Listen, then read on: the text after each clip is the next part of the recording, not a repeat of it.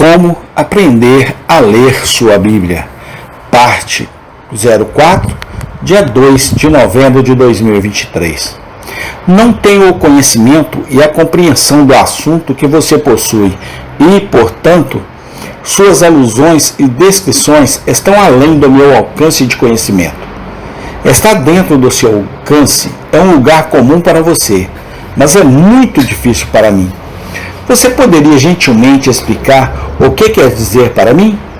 Um homem bom ficaria feliz em ser assim tratado e não acharia problema desvendar seu significado para um indagador sincero. Assim, eu deveria ter certeza de obter o significado correto, pois deveria estar indo para a fonte quando consultei seu próprio autor. Então, amados, o Espírito Santo está conosco. E quando pegamos seu livro e começamos a ler e queremos saber o que significa, devemos pedir ao Espírito Santo para revelar o significado.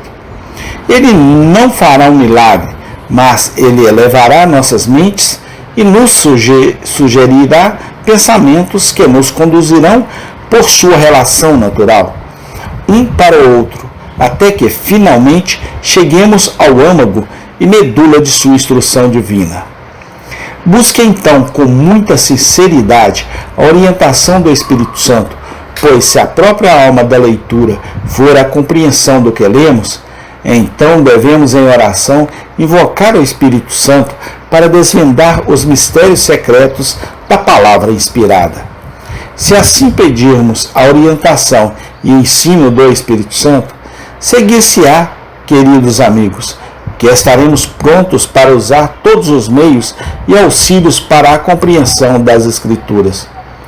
Quando Felipe perguntou ao eunuco etíope se ele entendia a profecia de Isaías, ele respondeu: "Como posso? Ao menos que alguém me guie." Então Felipe subiu e expôs-lhes a palavra do Senhor. Alguns, sob o pretexto de serem ensinados pelo Espírito de Deus, recusam-se a ser instruídos por livros ou por homens vivos. Isso não é honrar o Espírito de Deus, é um desrespeito a ele, pois se ele dá a alguns de seus servos mais luz do que a outros, e é claro que ele dá, então eles são obrigados a dar essa luz a outros e a usá-la para o bem da igreja. Mas se a outra parte da igreja se recusa a receber essa luz, para que fim o Espírito Santo a deu? Isso implicaria que há um erro em algum lugar na economia de dons e graça, que é a administrada pelo Espírito Santo. Não pode ser assim. O Senhor Jesus Cristo se agrada em dar mais conhecimento de sua palavra e mais compreensão sobre ela a alguns de seus servos do que a outros. E é nossa alegria aceitar o conhecimento que ele dá da maneira que ele escolhe. Seria muito perverso de nossa parte dizer: não teremos o tesouro celestial que existe em vasos de barro. Se Deus nos der o tesouro celestial de sua própria mão, mas não por meio do vaso de barro, nós o teremos. Mas pensamos que somos muito sábios, muito celestiais, muito espirituais para cuidar de joias quando são colocadas em potes de barro. Não ouviremos ninguém e não leremos nada, exceto o próprio livro. Tampouco aceitaremos luz alguma, a não ser aquela que entra por uma fresta em nosso próprio teto. Não veremos com a vela de outro homem. Preferíamos permanecer no escuro. Irmãos, não nos deixe cair em tal tolice. Que a luz venha de Deus, e embora uma criança a traga, nós a aceitaremos com alegria. Se algum de seus servos, seja Paulo, Apolo ou Cefas, tiver recebido luz dele, eis que tudo é vosso, e vós sois de Cristo, e Cristo é de Deus. E, portanto, aceitar a luz que Deus acendeu é peça graça, para que você possa direcionar essa luz sobre a palavra, para que, quando você a ler, possa entendê-la. Não desejo falar muito mais sobre isso, mas gostaria de enfatizar alguns de vocês. Vocês têm Bíblia em casa, eu sei. Vocês não gostariam de ficar sem Bíblias? Vocês pensariam que são pagãos se não tivessem Bíblias. Vocês os têm muito bem encadernados e são volumes de ótima aparência, não muito manuseados, não muito gastos e provavelmente não serão, pois eles só saem aos domingos para arejar e jazem em lilás com o bolso limpo, lenços durante todo o resto da semana. Você não lê a palavra, não a examina, e como pode esperar obter a bênção divina? Se não vale a pena cavar o ouro celestial, provavelmente você não o descobrirá.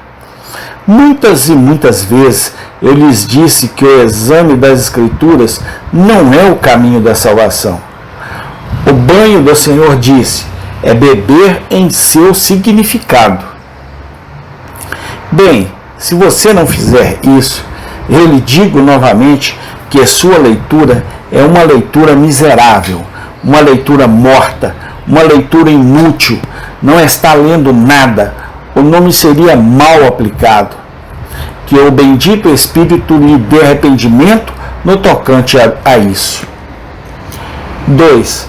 Mas agora, em segundo lugar, e muito brevemente, notemos que na leitura devemos buscar o ensino espiritual da palavra. Acho que isso está no meu texto, porque nosso Senhor diz, não lestes? Então, novamente, você não leu. E então ele diz, se você soubesse o que isso significa, e o significado é algo muito espiritual. O texto que ele citou foi, terei misericórdia e não sacrifício. Um texto do profeta Oséias. Agora, os escribas e fariseus eram todos a favor da letra. O sacrifício, a matança do novilho e assim por diante. Eles ignoraram o significado espiritual da passagem. Terei misericórdia e não sacrifício. Ou seja, que Deus prefere que cuidemos de nossos semelhantes, em vez de observarmos qualquer cerimonial de sua lei, de modo a causar fome ou sede, e, portanto, a morte, a qualquer uma das criaturas que suas mãos fizeram. Eles deveriam ter passado do exterior para o espiritual, e todas as nossas leituras deveriam fazer o mesmo. Amém. Tem continuação. Pai, muito obrigado pela Bíblia, Senhor, pelas palavras inspiradas contidas ali, através do Teu Santo Espírito. Muito obrigado, ó Deus, pelo Teu Santo Espírito que nos ensina. Muito obrigado, através do Senhor Jesus Cristo. Eu te agradeço hoje e sempre, eternamente. Amém.